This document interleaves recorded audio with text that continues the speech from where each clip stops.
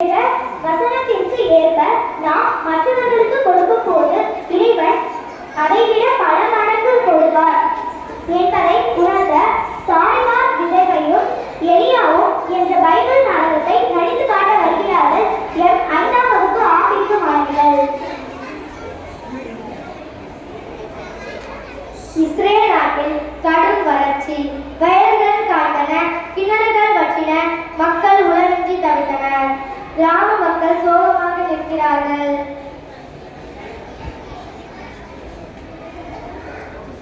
பல நாட்களாக மழையே பெய்யவில்லை.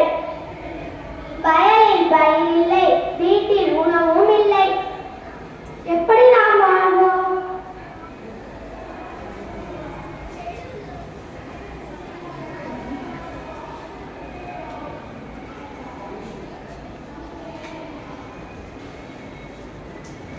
விதவையின் வீடு. விதவை மற்றும் மகன் இரவு சேகரித்துக் கொண்டிருக்கிறார்கள். அம்மா, எனக்கு பசிக்கின்றது. மகனே மகனே, நம்மிடம் கொஞ்சம் மாவும் சிறிது எண்ணெய் மட்டுமே உள்ளது. அதனால் என்ன செய்வோம்? அதை வைத்து ஒரு ரொட்டி செய்து சாப்பிடுவோம். அதன் பிறகு என்ன செய்வோம் என்று தெரியவில்லை.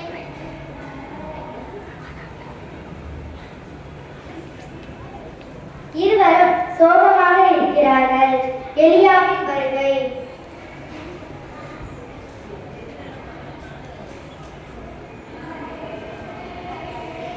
அம்மா, கொஞ்சம் தண்ணி தர முடியுமா?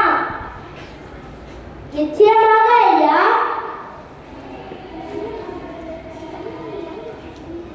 சாப்பிட கொஞ்சம் ரொட்டியும் தர முடியுமா?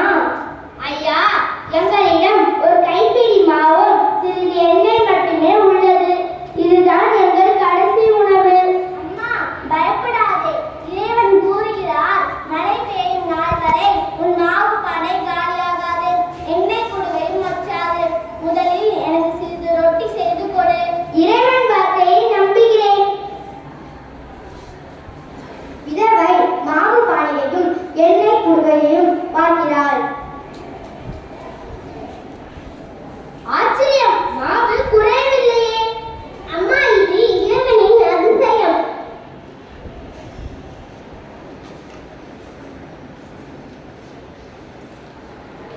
கிராம மக்கள் வருகிறார்கள்.